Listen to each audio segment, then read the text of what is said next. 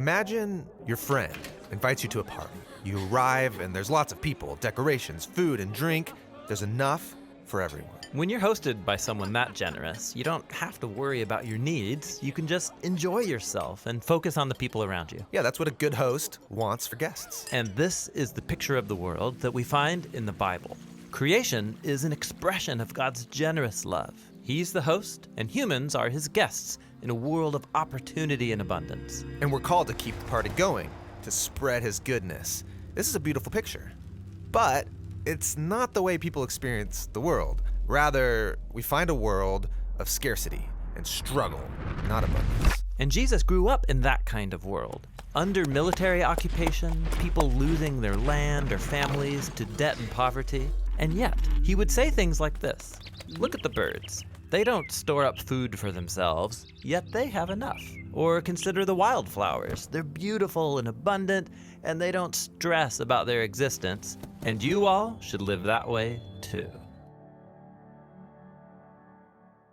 All right. We're kicking off a brand new series today called Generosity. You guys excited? I know you are, because this is who you are, and I'm really excited to dig into this brand new series. Hey, real quick, if you're a first-time guest with us, whether online or in person, just want to say we are genuinely glad and grateful that you are here. It's a joy to have you. I just need you to know this: no matter where you're walking in on your spiritual journey, you are loved, safe, and welcome here. Our mission here at City Church is to help people find their way to God from where they are. So that means no matter where you're walking in, our desire is simply to meet you where you are and help you take whatever appropriate next step that might be. So it's genuinely an honor to have you here. Did you guys enjoy that video? It's good, right? Made it myself. You're welcome. No, I didn't. You can check that out on thebibleproject.com. Those guys are crushing it. There's about 4 more minutes to that video. It's a really, really great video. You can check out on your own time. But as we kick off this series, this is really intentional, really excited about where we're going in the fall, and one of our values is radical generosity. And it's not just a money conversation. This is time, energy, resources, not just in order to, I don't know where you come from background-wise when it comes to conversations around generosity, money, stuff, time, energy. Some people have a lot of guilt and shame in their past. Some people have a lot of really weird negative experiences, or some news channel of some, just kind of corrupt dude, a pastor ran away with all the money, and a secretary. There's all kinds of weird money and stuff conversations in the church. I just want you to know that's not happening here. As we dig into this series, it's way bigger than just your wallets, but it does include that because Jesus is very interested in our hearts. And so I'm really excited to dig in. But before we get there, we've done a ton of work over the last year pressing into what it means to be followers of Jesus. And if you're not a follower of Jesus, this is really helpful for you to chew on and consider. You can go back and catch on our podcast, our YouTube channel, a lot of the work we've done over the year of what does it mean to follow Jesus. And we broke it down into 3 different categories. It means to be with Jesus, become like Jesus, and do what Jesus did. To apprentice under Jesus, to follow Jesus means first to be with Jesus. And then as we're being with Jesus, we become like Jesus. We're asking this question all year. Who am I becoming? Who are you becoming? When we look up a year from now, 6 years from now, who am I becoming? And then ultimately, that you and I are living lives that reflect and model Jesus. And so as we transition out of the summer and into the fall, for the parents in the room, you survived the first week of school. And it was nuts. Well done. I'm so proud of you for being here. My kids are exhausted from this last week, and they only went to school like 2 days. So I'm exhausted too, and I didn't even go to school. But here we are, and you made it, and I'm glad that you're here. But as we transition out of summer and into the fall, if you're new or newish to City Church, I just want you to know, man, welcome. We're so glad you're here. You need to hear this over and over again. We say it all the time. Before we want anything from you, it's what we want for you. And we mean that with everything that we can muster. If you're a team member here, if you call this place home, then, man, we love you. We're grateful for you, and we're grateful for your investment. And it's been a ride over the last year. And so just the invitation today is that if you're in this, if this is like home and this is family and you want to get in for the ride of all that God is doing in and through this community, if you're ready to follow Jesus and practice his way and labor and pray alongside God with his mission of building his kingdom in Boulder, the West, and the world, I want to encourage you as we lean into this transition. Take advantage of the natural reset that the fall rhythm gives you. We're coming off of summer, going into the fall. Already the weather is messing up my pool parties, right? Like it's chilly and cold, and so hot tubs are the only option today. But as we transition, there's a natural rhythm in all of our routines that you and I have the opportunity to take advantage of, to give yourself to God intimately and daily, to give yourself to his family in large and small gatherings. By the way, as Maddie was talking about city groups in that video, our fall semester kicks off in a few weeks. Yeah, woo, one woo. Somebody's excited. I want to encourage you to give yourself to God and his work in and through you and his family, this local expression of his kingdom called City Church. Our mission is to help people find their way to God from where they are. Today, we have the privilege of kind of accelerating one of our values. And if you've gone through Growth Track, you're familiar with this, but this is a really good reminder. If you haven't, you're invited to go through Growth Track. But our values answer the why behind the what. Our values remind us of who we are, not just what we do as a church, but who are we as a church? They kind of function as guardrails, if you will, to make sure we stay kind of in alignment with who God has called us to be as a church. But in addition, they are also aspirational, meaning when we say we're a radically generous church, hopefully you've experienced that in a lot of different ways. In the simple versions, like the cookies that change your life in the lobby, and really good cold brew that's better than any coffee shop in town, and as big as service projects in our community and pouring resources into Boulder, the West, and the world, and planting churches in Denver and in Chicago. And right, we have all of these different expressions of generosity, but they're also aspirational, meaning we're not as generous as we could be yet. There's always room for improvement. And so let me just remind you of who we are when it comes to radical generosity. You guys ready? Bam, here we go. Generosity is about giving more than what is required. We see generosity as a privilege, not an obligation. You guys got that? A privilege. Not, you guys excited about talking about this today? I'm excited. It's going to be great. 3 of us are excited. We joyfully choose to be generous with our time, gifts, and resources. Because God has given richly toward us, it's our honor to give back to him. We consider ourselves managers of this life, not owners. Come on, somebody, put your hands together. Here's the good news. This is already who you are. So this is not a wag-a-finger conversation. The cool news about what God's doing in our church is you're already a radically generous church. And so today what I want to talk to you about is becoming people of generosity. Again, becoming, who are we becoming? Becoming people of generosity. And I know you want this because every time you've been around somebody who lives this like radically generous lifestyle, they have a joy and a peace and a disposition that's a little bit annoying but kind of attractive, right? You're like, I don't know if I want it because it's uncomfortable, but it's pretty awesome. And so what I want to encourage us with is maybe we're not just becoming people of generosity, but maybe for some of you, you're becoming people of increasing generosity. And so let me tell you where we're going over the next 5 weeks in this series. Today, I'm going to give you a 30,000-foot kind of theological view of Jesus and money and stuff in the heart, okay? So this is really, really important. I don't know where you're walking in on your spiritual journey, what you've learned about it. Some of you, have an understanding of finances because somebody told you that, but you don't really know why you do that, or you never thought about the whys. Some of you have been told what to do, and you've never been told why to do it, and so it just rubs you the wrong way. Some of you have a little bit of church hurt going on, or some bad background and baggage, and so we're going to work through all of that together today. Next week, we're going to do a practical dig into the bigger picture of generosity and the practice of simplicity as Jesus followers. And so you got to tune in for 2 weeks with me, okay? You're not going to be too mad at me today, I promise. But next week, it'll be really, really, really helpful. On Labor Day weekend, we have our friends, well, just friend, singular, but Chris, his wife will not be here. Chris and another Sarah, different Sarah. Chris and Sarah Griffith are our new church planters in Chicago planting Rhythm Church, and they're going to be here Labor Day weekend. He's got a layover. I'm going to pick him up from the airport, drive him here really fast. He's going to share with you guys all that God's doing in Chicago. And again, this is another new church plant that we are partnering with to help plant in the Chicago area, and so you're going to get to hear from. It's kind of cool. We're in the middle of a generosity series, and you get to see some tangible expressions of how we're pouring out resources outside of ourselves. That's cool, yeah? Super awesome. Okay, and then after that, September 11th is what we call Serve Sunday. Who's pumped for Serve Sunday? Yeah, I don't even know what it is, but it sounds great. All right, this is a day, and again, this is an expression. This is not an accident. By the way, I plan through prayer, the calendar year and the topics of what we're doing, over a year out. And so this is not an agenda-driven conversation. This is intentional spiritual formation for our church in this season. And Serve Sunday is right in the middle of our generosity series, ta-da, because it's an expression of generosity in our city. And so this is a day we cancel all of our services. We gather together as the church and we serve our city from 9 to noon in some radically generous ways. We've got tons of projects happening at Crestview Elementary down the street. We're going to be handing out cold brew coffee downtown. We've got all these gift bags we're putting together for the faculty and staff at Crestview and a bunch of other projects that we're going to collectively invite you into. The sign-ups for this will start next week, but we want you to mark your calendar September 11th.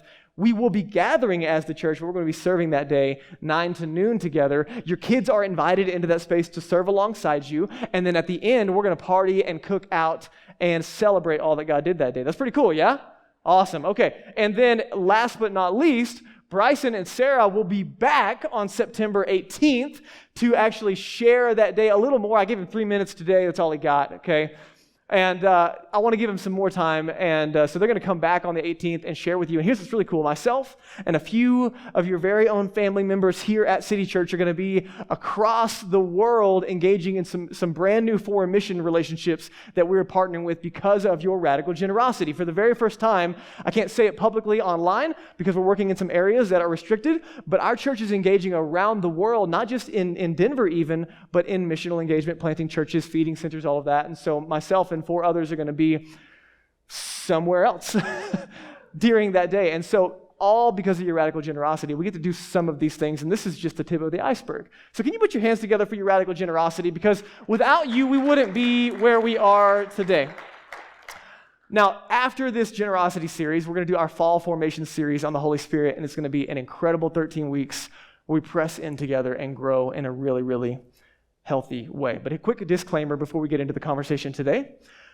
Sometimes when pastors talk about money, it gets a little weird. There's like this little emotional trigger for some people. You're like, ooh, and I just want you to know, hey, listen, it's what we want for you, not what we want from you. It seems that through felt experience, this is just my observation, the Western church has done a poor job historically about talking about money and stuff, either because it was just a totally absent conversation. It was always a needs-based conversation in response to, oh, hey, we need to fill a gap or pay for this or whatever, raise a project. It was maybe telling people what to do, but never giving the why and the motive behind it.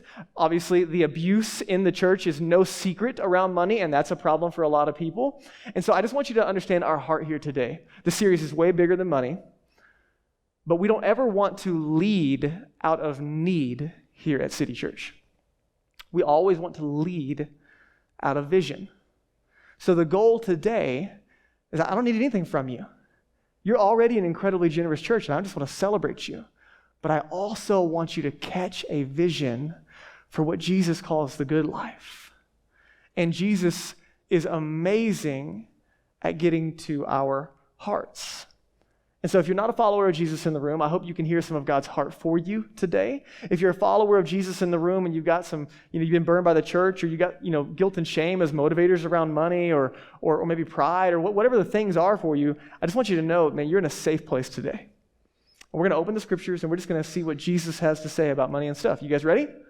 I know you woke up for this. I know you thought about it this morning. You're like, you know what I want to hear about at church today? Money and stuff. So you're welcome. I just delivering here. So Jesus is famous. If you're taking notes, you want to pull out, there's journals in front of you, there's Bibles in front of you. Jesus is famous for turning our vision of the good life on its head over and over again. Acts chapter 20, listen to Jesus here. It is more blessed, or it's actually, you're happier to give than to receive. How many of you guys believe that? It's more blessed to give than to receive. You're like, obligation, hand raised. Yeah, try telling that to my 6-year-old. Yeah, I share that toy. Yeah. Okay. So here's what's interesting about when we hear things like this. Jesus is literally saying, there's more happiness in giving than in receiving. And some of you, I think we have experienced that. But ironically, we have this disagreement with Jesus at a heart level sometimes, right? Trusting Jesus with money and stuff is hard. And in our minds, I think we think generosity is probably the right thing to do.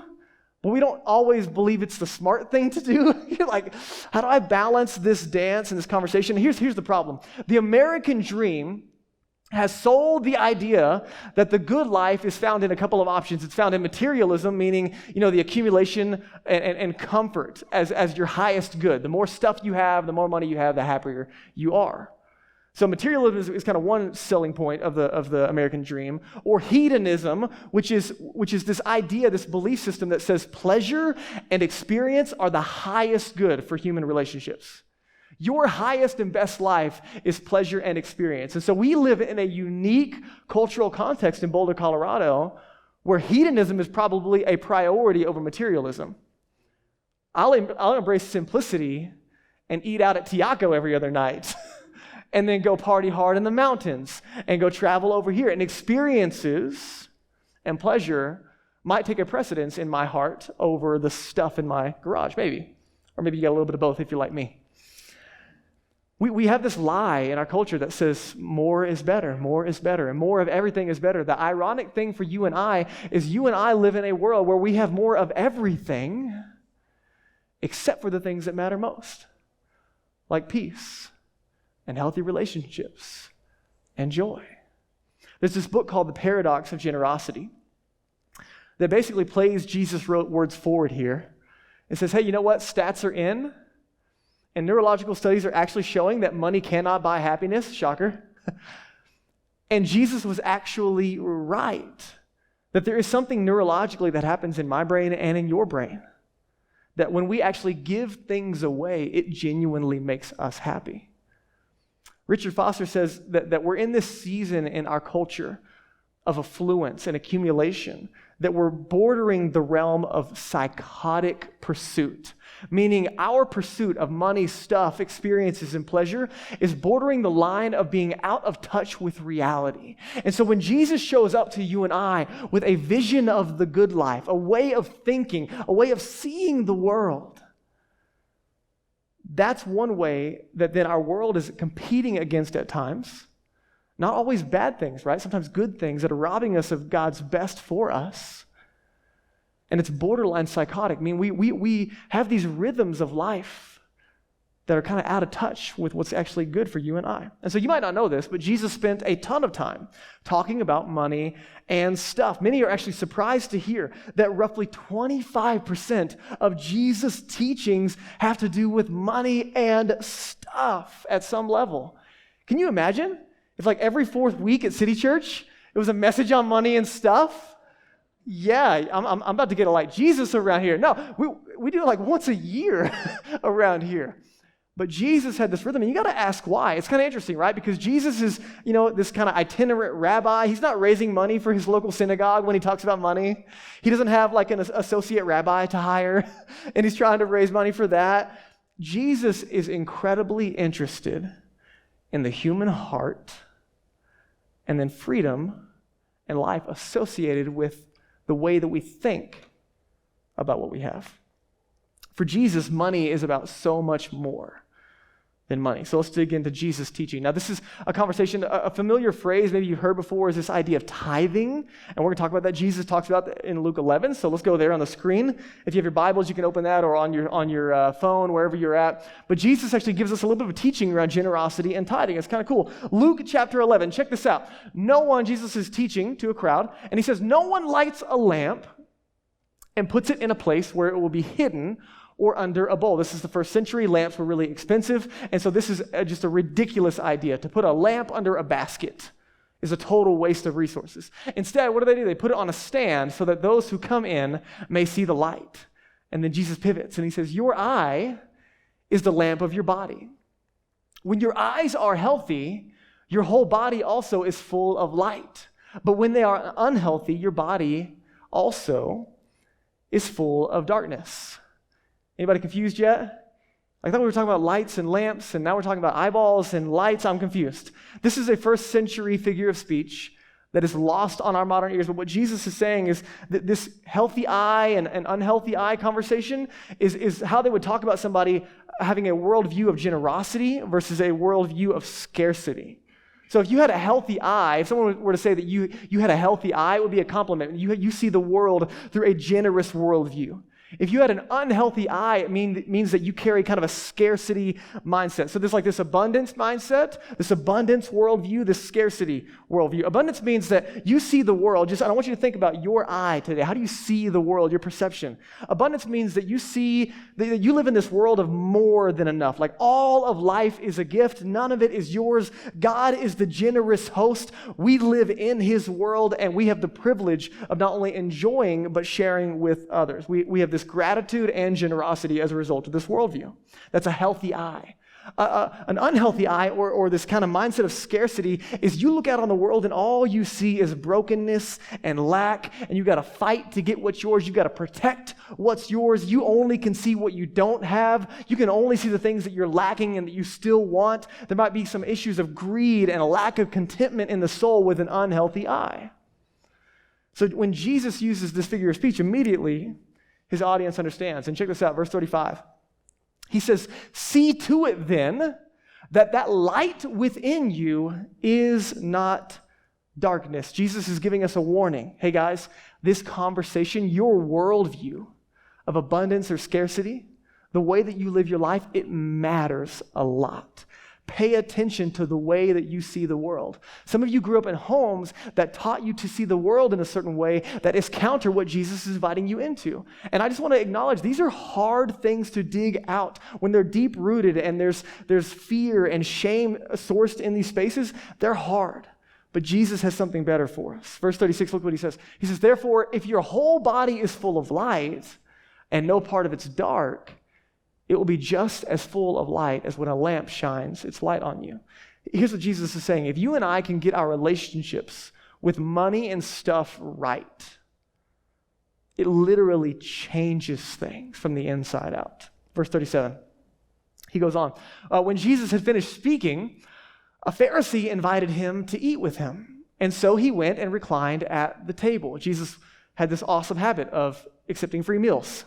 And I'm trying to be like Jesus in case you're offering, okay? Verse 38, "But the Pharisee was surprised when he noticed that Jesus did not first wash before the meal." If you have little kids, this is not like a, "Hey, wash your hands." This is not the excuse like, "Jesus didn't do it, Mom, I don't have to." Okay, that's not what we're talking about.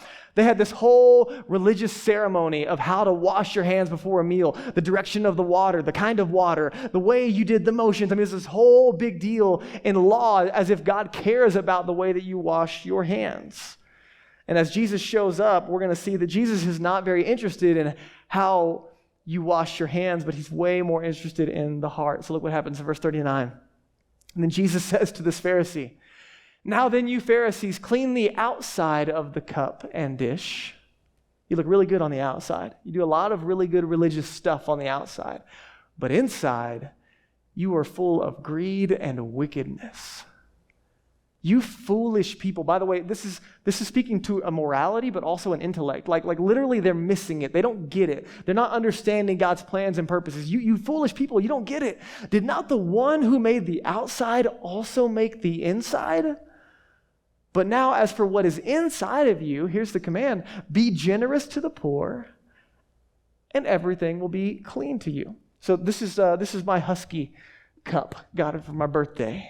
It's made out of husks, hence not huskies, not the dog, husks, like coffee bean husks. And so the premise on this cup, thanks to Isaac and our dear friend Isaac leading worship today, crushed it today, right? Put your hands together for our band leading us. You guys are amazing. But the premise of the Husky cup is other coffee shops locally partner. And the idea is you can take your cup in, and it can be dirty, and you can drop it off, and they're going to give you a brand new, clean, sterilized cup, another Husky cup, and you can get a fresh cup of coffee, and it's meant to reduce waste and all of those things. And here we are in Boulder, right? And so I'm trying, all right? I just want you to imagine that, I go to my local coffee shop tomorrow, and, you hope that they clean them, right? Like, you really hope. But have you ever, looked in a cup, and there's some leftovers? I'm really hoping that's not the case with this program, but we're going to give it a shot. I just want you to imagine I roll into Boxcar this week, and I trade out my Husky cup, and I get it, and on the inside is residue from 3-day-old matcha and cow's milk, and then someone's lipstick still on the side, right? And I just want you to imagine they look at it, they top off my favorite pour over and hand it to me. And let's just say you didn't notice at first. And you take that first sip, and then you see a floater, and then you put it, yep, you're already kind of feeling sick to your stomach, yeah. And then you see the lipstick, you're like, that's not my lipstick. So, right, it makes you sick to your stomach, doesn't it? Jesus is building a really powerful word picture here. He says, man, there are people who are religious, who do all the right things on the outside, but the interior is just corrupt. They're missing the heart. So that thinking, feeling, desire, peace down deep inside, it's crooked, it's gross. And the premise is, if you're not right on the inside, then that's not a place of it's not good to give out of that place to others. And so Jesus is speaking to kind of that religious paradigm, and you're going to see it in a second. But listen to Jesus' solution to an unhealthy eye. His solution is be generous. Literally, generosity is the change of heart that Jesus invites us into. He's saying, hey, it'll do something on the inside of you. It'll change things at a heart posture level. Watch verse 42. Woe to you, Pharisees. I don't know how you, like when you read that, this is kind of like this, like a guttural groan, not like, whoa, like, whoa, not like that. I don't even know, no, not like that. I think it's like a burdened spirit, like, woe to, like, just, man, you guys don't get it. Because you give God a tenth or a tithe, is that word, of your mint and your rue and all these other garden herbs, but you neglect justice and the love of God. Listen to Jesus. You should have practiced the latter without leaving the former undone. The Pharisees were so hyper-religious that they took the law and they take things like mint. This is right out of my garden. I don't really have a garden. It's right out of my side yard. And it's a little limp because my kid was playing with it. But they were so massively religious. And for them, it was a pride thing, right? On the outside, they're looking good. They're so stingy and so serious that I got 10 leaves here. God, that's every little stem in their mint garden. They're like, okay, God, well, right there. There's my 10th of my mint, all the way down to the minutia.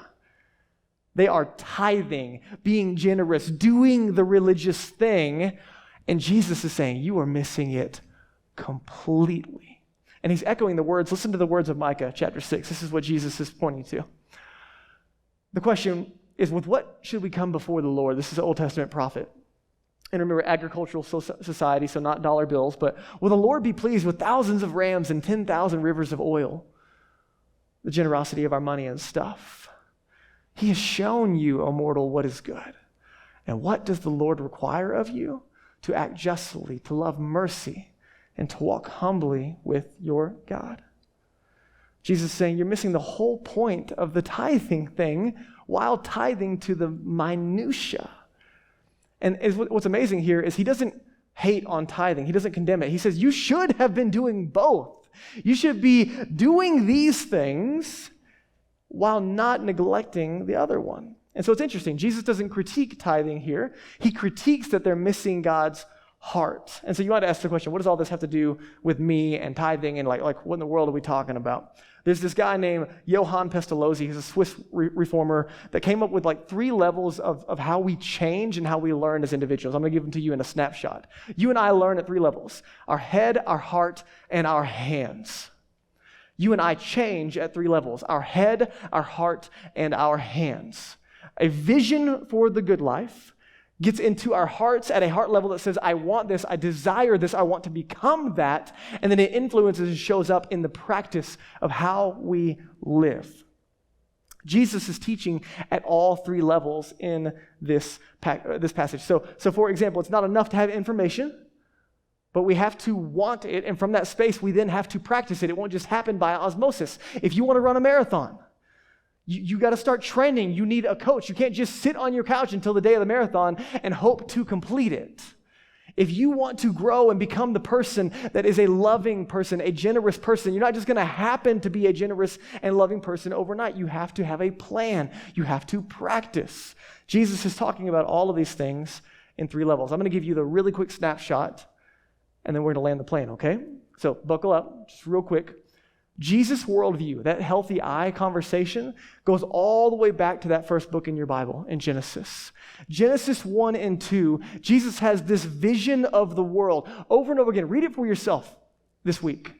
Over and over again, it says, God gave, God gave, God gave, God gave, God gave. And we see this incredibly generous God pouring out into creation. He is this generous host in creating life for everyone to enjoy. That's the picture that Jesus has of the God that you and I are sitting under today and learning about. In Genesis 3, this figure called the Serpent, or the great deceiver, or Satan shows up and says, God is not who he claims to be. You can't trust him or his motives. You need to make sure that you're trusting only yourself, and you need to take power into your own hands to redefine good and evil. And so it's really interesting. You see a paradigm over and over again. Genesis 1 and 2, God gave, God gave, God gave. Genesis 3, Eve took. And we see a heart transition from gratefully receiving from God to greedily taking out of fear and control. In Genesis 4, fast forward to the first two sons, Cain and Abel, of Adam and Eve. And we see the two heart postures, we see the two eyes play out in these two young men. We see this conversation of offering their first fruits, if you will. Again, agriculture, right off the top. The idea of first fruits is they're giving the very best off the top, not their leftovers. This is actually where the theology of tithing comes from later on. But we see that this, for Genesis 4, they would give the first fruits of their crops kind of out of gratitude to God and also a trust that he would continue to provide. And so, to the best of my understanding, just to help you kind of frame it up, it's the difference of you and I in our modern economy getting a paycheck, if you're doing the first fruits conversation in Genesis 4, and it's you and I giving right off the top an amount. So it could be a tithe stands for 10%, or it could be whatever percentage you settled in your heart, whatever. So we give off the top of that some other percentage out of gratitude and trust toward God that he will take care of our needs, versus we get paid and we pay our mortgage and our rent and our car payment and our groceries, and we eat out and we get that new outfit that we wanted, and we put aside that little bit of money for a remodel, and then we see what we have left over. And it's not necessarily that we don't want to be generous, but we're operating out of the leftovers, and we just see if we have something left. That's the principle of the first fruits. You guys tracking with me? A little heady? You guys okay? All right. We see this play out from Genesis throughout the Levitical law, to where tithe becomes this mandated, codified idea. By the way, there was multiple tithes, so it wasn't like 10% of the income. It was roughly 23% of their income was being given to multiple tithes, and it was codified with the idea that it would help the heart posture if we could just kind of settle this thing, give some away, and it's good for you. Spoiler, it doesn't work out. And we literally wrap up the entire narrative of the Old Testament with this idea of a squandered generosity and a selfish people. You guys with me on this? Yep. And so this is the theology of the Old Testament. This is the worldview that Jesus is operating with. We have this generous God, and then a heart that's missing it from the people that are invited to trust in him. And then when Jesus gets on the scenes, John 3:16 is the classic example of this incredible picture of this generous God screaming to the world, "For God so loved the world that he gave." Jesus' vision that he wants us to adopt is God is a father who is beyond generous, and we live under his roof, and there is more than enough for you and I to enjoy and to share with others. And Jesus is not this naive, hippy-dippy guy. Look at the birds and look at the flowers. He understands the struggle in the world, but still in the middle of it, he looks around and sees a world of abundance. And he's inviting us to become those kinds of people, that you and I can actually live without fear and anxiety, that we can come to the place in our hearts that we can trust God, release the need for control, share what we have with our friends and even our enemies. This is a beautiful picture, isn't it? If you and I can actually trust God's vision for the good life. So that head, heart, and head, that's the head piece, okay? The heart is a layer deeper, that you want this. You want to become the kind of person that Jesus is inviting you to become. And the hands is when we begin to practice what Jesus is inviting us into. Not a guilt trip, not spiritual pride, but a heart posture that overflows in generosity. If anything, if we learn anything from Luke chapter 11, Jesus is inviting us into more generosity, not less. But again, it's not obligation, it's heart posture. And by the way, this is true of all spiritual disciplines, isn't it? Think about all the spiritual disciplines. When the heart is right, the hands follow. For example, I don't have to spend time with God daily in the scriptures and in prayer. I get to. I don't have to gather as the church in large and small groups. I get to. I don't have to give 10% of my income to the local church and more than that outside of it. I get to. I don't have to live life in community. I get to. I don't have to serve. I get to. I don't have to live on mission where I live, work, and play. I get to. You guys see it? It's the heart posture that Jesus is after. And so it's so easy. I don't want you to miss it. It's so easy to show up, to do the religious thing, and to forget why you do it. And I don't want that for you, and neither does Jesus. You got to ask the question with me today. Who am I becoming? All the practices of Jesus are a means to an end. You're not earning God's favor or his love. You are becoming like Jesus. So for Jesus in this setting, the best I can understand it, tithing is a practice in which we move our hearts away from fear and greed, away from discontent and injustice, and we move toward a life without lack. This is how we cultivate a life of love and freedom and joy and generosity. And so here's the question I want to land with today. Is tithing for today? This is a big question. And the answer is, it depends on who you ask. Some traditions would say, yeah, play it forward, Jesus affirms it, there you go. Some would argue, well, this is the only place in the New Testament that we even see the word tithing, and so then there's an argument from silence. And it was for the temple, and now we have the church, and the church is the new temple, and right, you could go circles on this all day. So, what does it mean for us in generosity? By the way, today is part 1 of 2, and so I'm talking a little bit about your 10%, but we would be amiss, and I think the church has missed it for a long, long time, to act like God only cares about your 10% and the other 90 doesn't matter. So for what it's worth, next week we're digging in to some really practical ways to change the way that we live. Here's what's very clear in the scriptures in the New Testament. It's very clear that we're to give to the poor. It's very clear that we're to give to our leaders and our pastors of the local church. And it's very clear that we are to live generously. Look at 2 Corinthians 9. This is actually what Bryson's going to be teaching on in a couple weeks. Remember this, Paul says, whoever sows sparingly will also reap sparingly. Whoever sows generously will also reap generously. That what you invest, you get back out. Each of you should give what you have decided, listen, in your heart. Not obligation, not shame, invitation. Not reluctantly or under compulsion, like some of you have been taught in the past, because God loves a cheerful giver. And listen to this.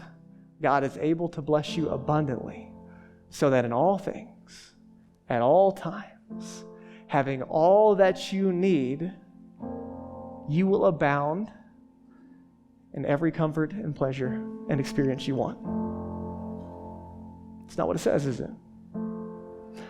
Look at the purpose of God's provision and goodness in our lives, so that you will abound in every good work. That we are called to be rivers of God's love and generosity, not reservoirs. You guys see it? If everything I've said so far sounds absolutely insane to you, I totally get it. Because this is an invitation to trust Jesus and his vision for the good life. And if you're not a follower of Jesus, if God is not this good father that you can trust in, if you don't have the security of that in your heart, then this is insane. But if Jesus is who he said he is, if he can do in our lives what he said he would do, then this is a no-brainer to start somewhere. So again, who's right? I'm inclined to think that tithing is the floor, not the ceiling in this conversation, that Jesus calls us to way more generosity than what was in the law. My family has, with total privilege and generosity, given, since we were the only givers in City Church, more than 10% of our income every month without blinking an eye. I learned to start giving a little bit in this space. I learned to tithe when I was 16 years old. I became a Jesus follower. I was mowing lawns. I make $20 and I bring 2 to my youth group. Get a giving statement at the end of the year for like $22. Ugh. Tax write-off.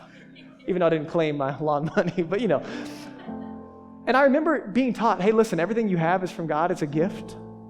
And I remember my mentor telling me this, hey, God can do more with your 90% than you can do with 100. And to this day, guys, we have given in abundant seasons and in tight seasons, and never once have I regretted it. A couple of things to chew on just for a second. Danielle and I don't feel this is an obligation, and we don't want you to either. We want you to understand the invitation. Jesus said, where your treasure is, there your heart is also. We invest here because we want our hearts here. We invest here because we know this connects us to Boulder, the West, and the world, to families like Bryson, and to people in Chicago, and people all over in Thailand and the rest of the world. We want to invest here because we want our hearts in the work of what God is doing. So, as we wrap it up, and you're just wrestling with all that we've talked about, I just wanted to invite you to process God's heart in this conversation. If you're not a follower of Jesus, this conversation is not for you. Jesus wants our hearts. Our money and stuff is connected to that, but it starts in that space. So let me give you just one thing to wrestle with as we close our time. This is the words of Malachi, chapter 3, verses 8 and 10. This is the Old Testament again, having a conversation, and God says, will a mortal rob God? You're robbing me. And they said, how are we robbing you, God? He says, in your tithes and your offerings. They were neglecting it. They weren't being generous. Bring the whole tithe, here's the invitation, into the storehouse, that there might be food in my house. This is the only place in Scripture where God says, test me in this, and see if I will not throw open the floodgates of heaven and pour out so much blessing that there won't be room enough to store it. Listen. There's a lot of abuse around this passage. This is not a name it and claim it. You give 5, God gives you 50. None of that junk. No way. I think this is an invitation from the heart of God. He says, hey, would you test my vision of reality? Would you just try it? Try generosity. See if I'm right. For some of you, it's trying to tithe for the first time, 10% of your income. Or if you're like, man, that's just too much, I can't do it, start where you are. Here's my only consideration, is just consider a generosity that makes you pivot your lifestyle, even if just a little bit. And again, the first fruits, not the leftovers, not kind of seeing what we have left over to give to God. And here's the invitation, I think, just try it, test me. Try it for 6 months, reorient your budget, and just test God. And see if at the end of 6 months, are you more stressed, anxious, or blessed and joyful? Wealth is a relative conversation here, okay? It's different for different places and times and people's dynamics, and I don't pretend to know your situation. Here's the invitation. I don't have all this figured out, but I trust Jesus and his invitation into this vision for the good life. There's tons of grace and tons of love here for you. We're here to resource you. You can send me all the angry emails you want. You can send me questions. We are here to serve and walk alongside you. Here's the good news. You're already a generous church. And so it's my privilege to help you catch Jesus' vision, to grow in a healthy eye so we can keep planting churches, so we can keep making disciples, so we can keep making a difference in Boulder, the West, and the world. It's because of you letting God work in and through you that we can be in this space. So thank you for that. Let me pray for you. God, thank you so much for the space that we're in of just gathering together as your people. Jesus, thank you for your words, that you are so clear when it comes to your priority of our hearts.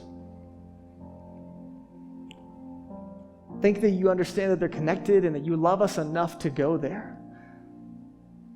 That you constantly are flipping our vision for the good life on its head. And I pray, God, that we are catching it. Many in the room are already walking, living testimonies of this very real reality. God, would you use them and their stories to encourage others that are struggling to trust God in this area?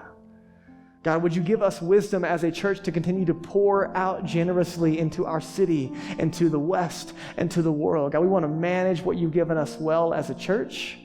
God, we also want to manage our own lives and households well. This is your world. We live in it. You're a good father and you're a provider. And we want to have hearts of gratitude and lives of generosity. God, any fears, any anxieties, any guilt, any shame, any pride around these conversations, I pray those move to the side so that we can catch your heart. And what's on your heart, we get on our heart. And God, I pray that what you do in and through us would build your kingdom here in Boulder, the West, and the world. Jesus, thank you for loving us. Thank you for being the one that gave your life. We're generous because you are generous. God, thank you so much for your love for us. It's in Jesus' name. Amen.